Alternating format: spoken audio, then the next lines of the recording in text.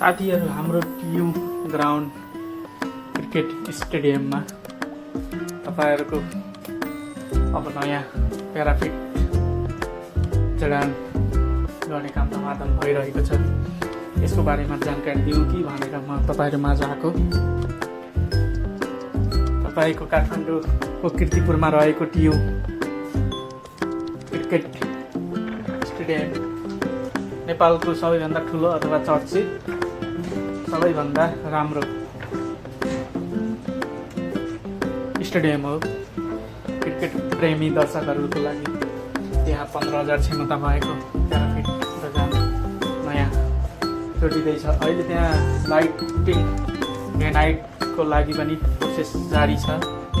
नेपालको काम त हो नि, तपाईँको टाइम त लाग्छ, तर यही आशा गरौँ कि यस पटक चाहिँ छिटो होस्। नेपालीहरू बसेर हेर्न सक्नुहुन्छ। नेपालीहरू बसेर उठेर जसरी भयो नि क्रिकेटलाई चाहिँ एकदम सहयोग सपोर्ट गरिरहेका छन्। त्यस कारणले गर्दा सरकारको पनि यो दायित्व हुन्छ कि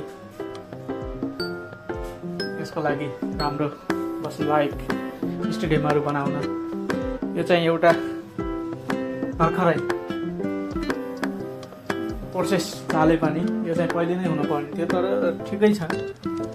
यो चाहिँ एउटा राम्रो कदम भन्नुपर्छ। काम धमाधम भइरहेको छ।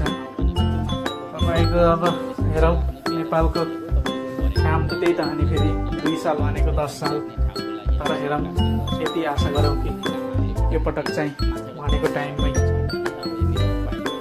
सिद्धियोस् र हामी सबैले बसेर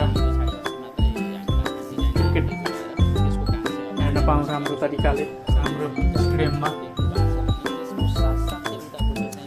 र नेपालको क्रिकेटलाई उन्नति अथवा अगाडि बढाउनको लागि पनि यो